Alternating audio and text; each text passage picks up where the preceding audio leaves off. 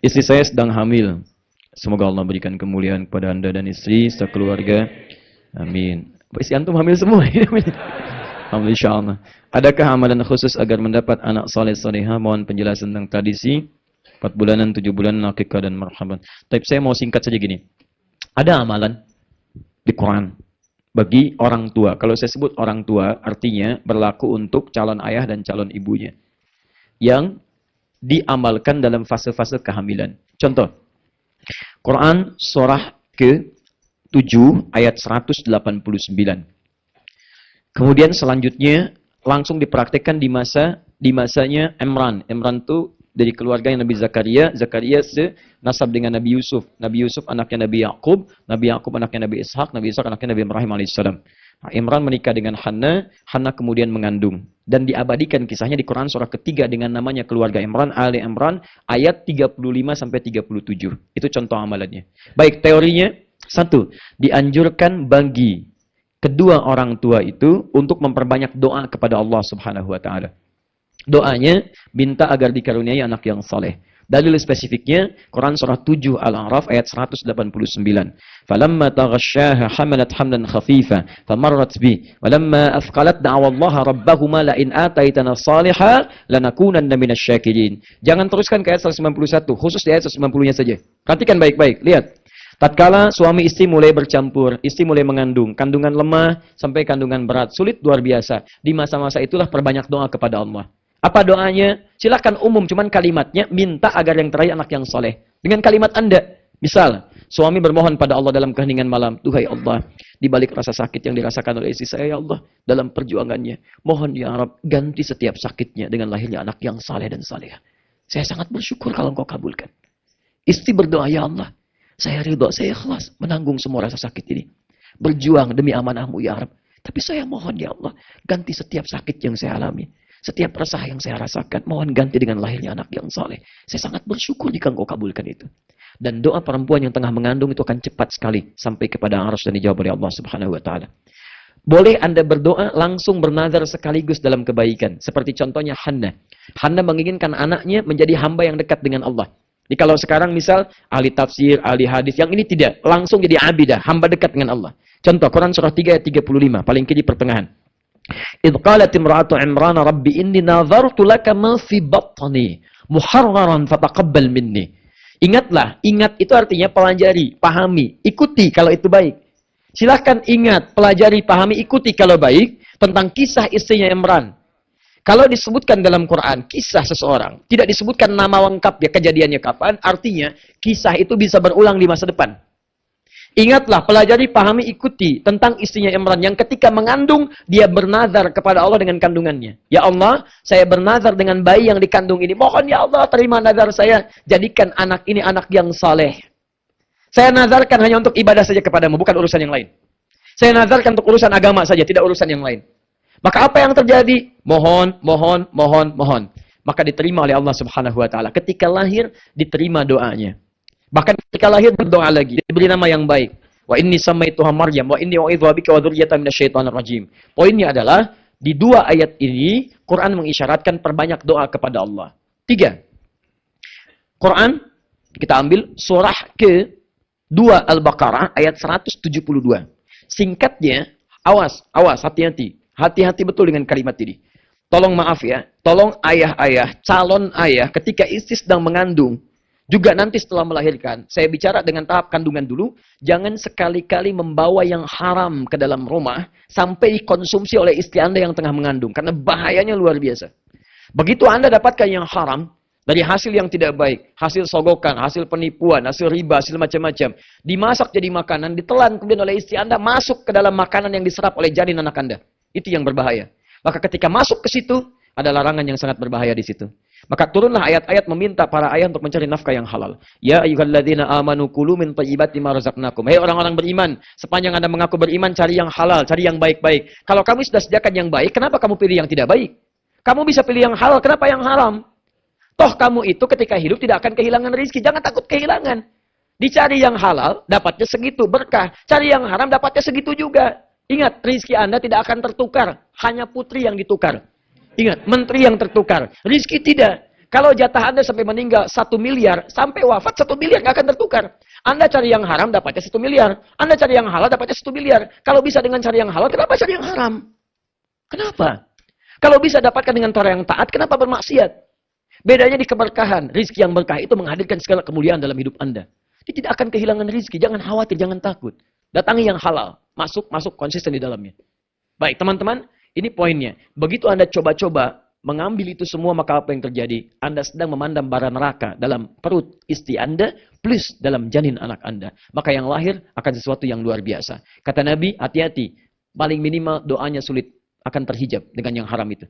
Ya, awas. Tsumma dzakara rajulan, Nabi mengisahkan seorang lelaki yutilu safar, menempuh perjalanan panjang. As'asa aghbara, sampai berpenampilan dekil, kumal. Maaf, yamuddu yadayhi ila sama, tangannya diangkat ke langit. Fayaqulu ya Rabb ya Rabb. Dia melakukan 3 amalan untuk mempercepat dikabulkannya doa. 1, perjalanan panjang karena Allah. Dia ingin bertobat karena Allah. Perjalanan ingin berdoa karena Allah. 2, mengangkat tangan. Doa orang yang mengangkat tangan lebih cepat dikabulkan dibandingkan dengan yang diam. 3, menyebut al-asmaul husna. Orang yang memulai dengan al-asmaul husna lebih cepat dikabulkan dibandingkan dengan yang tidak. Dia melakukan ketiganya. Seharusnya 3 kali lebih cepat dari orang biasa. Tapi kata Nabi, anna yustajabu lidzalik. Mustahil doanya bisa dijawab. Mustahil, mustahil, mustahil. Mustahil. Kenapa? Maaf, mat'amu haramun. Karena makanan yang masuk ke perutnya haram. Perhatikan sini. Ini apa? Gelas. Isinya apa?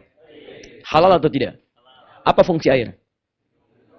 Menghilangkan haus. Kita cek. Bismillah. Alhamdulillah. Sekarang lihat. Gelas ini kosong atau berisi? Atasnya ada penutupnya atau tidak? Tidak. Isinya apa? Air. Kalau saya masukkan spidol, bisa nggak? Bisa. Masuk. Kan? Bismillah. Lihat sini. Ini atasnya terbuka, saya masukkan spidol, masuk. Saya masukkan uang, masuk tidak? Masuk. Saya masukkan. Saya masukkan mutiara, masuk tidak? Tergantung, kalau mutiara sebesarnya tidak, ya. Di poinnya, kalau kita kikis-kikis, masuk. Sekarang persoalannya, lihat sini. Kalau saya tutup begini. Saya masukkan spidol, masuk tidak? Saya masukkan koin, masuk tidak? Seperti itulah orang yang bermaksiat di hadapan Allah. Ketika yang haram masuk dalam dirinya, maka akan ada sekat dalam jiwanya. Naqtas sauda. Kalau semakin banyak masuk yang haram, jadilah seperti ini. Bukan Allah tidak mengabulkan doanya. Jadi begitu diberikan mantul, mantul, mantul, mantul. Yang paling bahaya, kalau yang haram masuk kemudian menyebar dengan darah, jadi daging. Masuk ke telinga, turun Quran surah 6 ayat ke-25. Wa fi adhanihim waqra. Di telinga ada sumbatan seperti ini. Akhirnya apa yang terjadi? Begitu adzan berkumandang Allahu Akbar, balik mental. Gak bisa. Karena maksiat menutup pintu telinganya. Bahaya. As-salatu khairum minan naum. Berubah. An-naumu khairum minas salat. Tidur. Tidur. Padahal rumah dia samping masjid. Speaker ke sini ke rumah dia.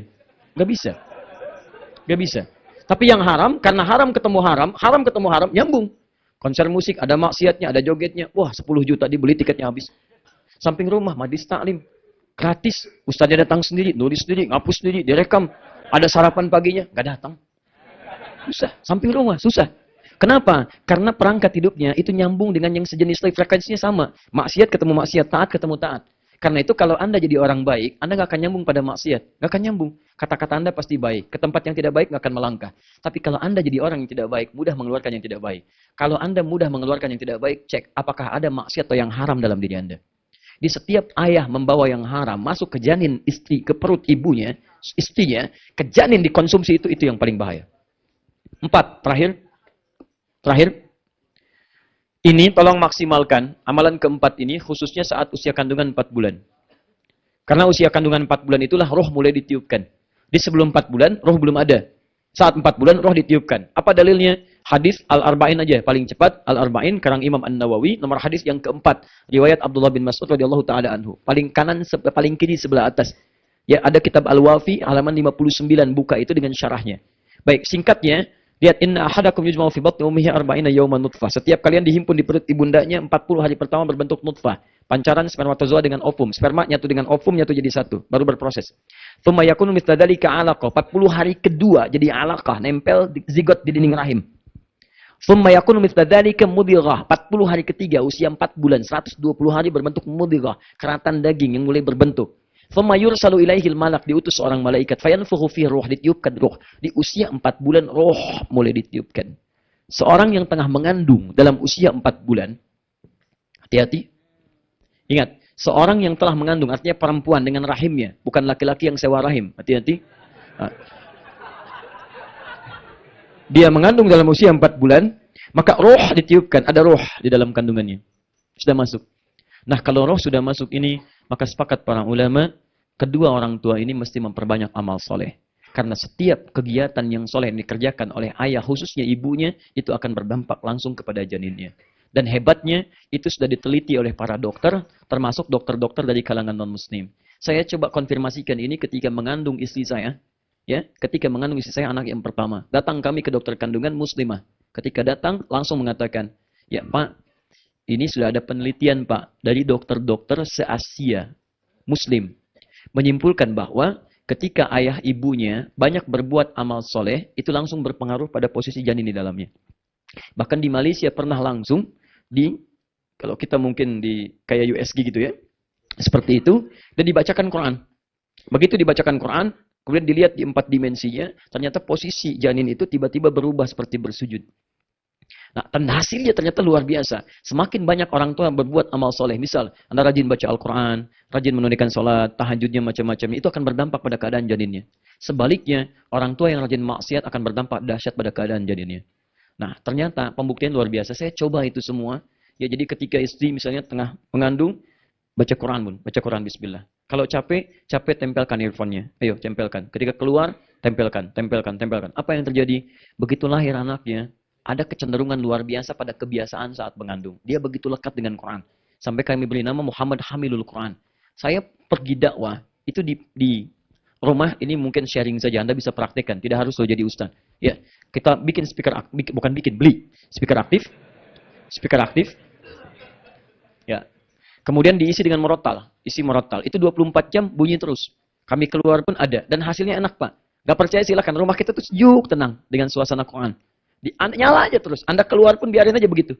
Dan rasanya beda ketika mati akan lain, kayaknya ada yang hilang gitu. Ada yang hilang minimal suaranya. Dia gak enak lah pokoknya. Gak enak. Nah, suasananya gak nyaman. Tapi yang paling dahsyat adalah, satu kali saya pulang, anak itu nangis tak berhenti. Saya bilang, kenapa ini? Gak tahu dari tadi gak berhenti katanya. Saya dengarkan, coba kembalikan ayatnya ke Ar-Rahman. Begitu dikembalikan, dia diam. Balikin lagi ke yang tadi. Dia nangis lagi. Begitu terdiam, saya menangis seketika. Ternyata ayat yang didengar tadi sedang berbicara tentang surah-surah kiamat. Dia sering mendengar. Surah-surah itu menggerakkan jiwanya untuk mengeluarkan air matanya. Begitu dikembalikan ke surah-surah yang sejuk, dia diam lagi. Dan anak ini pertama kali bisa merangkak mengejar tilawah kami. Saya sedang isi dengan murajah, dia mengejar tilawah Quran. Dia rebut mushafnya. Begitu mendengar suara Quran. Dan dia bisa merangkak di situ. Dia bisa berdiri ketika mendengar suara Quran dalam sholat. Dia bawa sapu, loncat-loncat begini, bukan loncat jalan-jalan, ya misalnya. Kemudian berdiri, tahu-tahu di samping kami sudah berdiri dan dia bisa berdiri dengan mengejar Qurannya. Tapi hati-hati yang penting, ketika sudah dekat dengan Quran, nah jangan Anda hadirkan lawannya.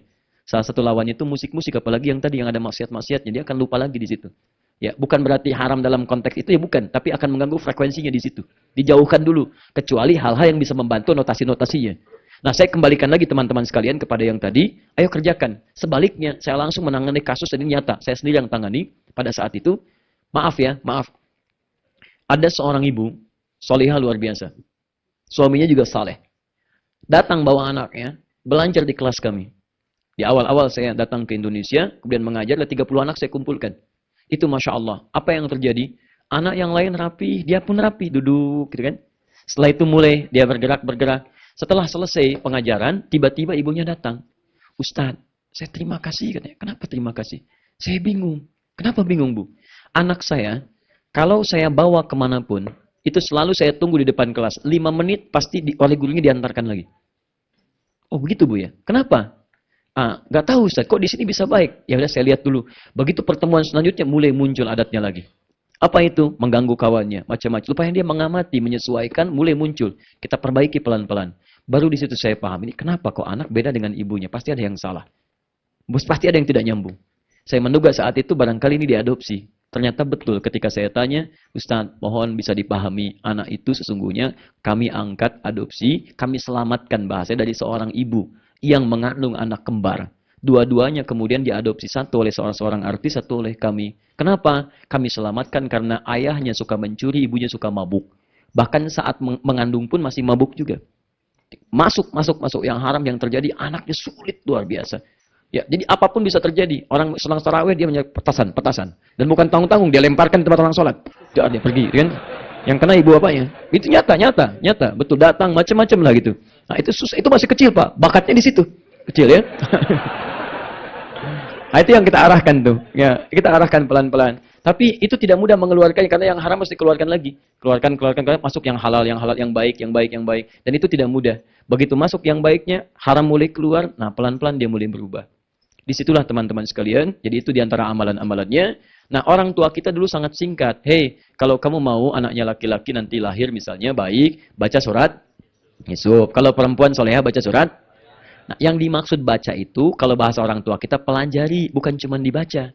Pelajari surat Yusuf, bagaimana Nabi Yakub merawat Yusuf, memperhatikannya, kemudian memberikan hal yang luar biasa kebutuhannya. Nanti kalau lahiran laki-laki, rawatlah seperti Yakub merawat Yusuf. Jadilah kemudian anaknya akan seperti itu, nilai kebaikannya, walaupun tidak jadi Nabi.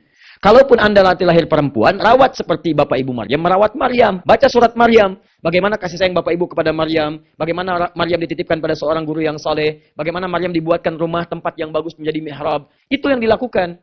Nah, kita tuh salah paham. Ya, yang dibaca itu saat kandungan bukan dipelajari, dibaca. Gitu kan? Anda kalau cuma baca nggak paham, sampai kiamat kurang 2 hari nggak akan jadi. Akan begitu aja. Loh, kok saya baca Yusuf yang keluar Maryam? Misalnya kan? Nah, itu bukan itu maksudnya. Itu jadi salah paham di situ. Ya, maksudnya adalah pelajari itu supaya saat nanti lahir apapun jenis kelaminnya maslahat buat Anda. Anda tinggal mendidik sesuai dengan konteks suratnya. Jelas sampai sini? Paham? Jadi apa hukumnya musik? Relatif ya. Baik teman-teman sekalian, saya kira kita cukupkan dulu ya. Supaya ada kesempatan menaikkan salat syuruknya. Sekarang sudah jam 7. Kita berjumpa lagi insyaAllah di pertemuan berfatu kita semuanya. Saya kira itu, jika ada benar itu dari Allah dan Rasulnya, jika ada yang salah itu dari saya, mohon dimaafkan. Fikih ikhtilaf adalah pembahasan untuk mewarnai kehidupan, mendapatkan kemudahan, bukan jalan untuk berdebat dan berselisih. Semoga bermanfaat. Subhanakallahumma wa bihamdika asyhadu an la ilaha illa anta astaghfiruka wa atubu ilaik. Wa akhiru da'wana alhamdulillahirabbil alamin. Wal 'afwu minkum. Assalamualaikum warahmatullahi wabarakatuh.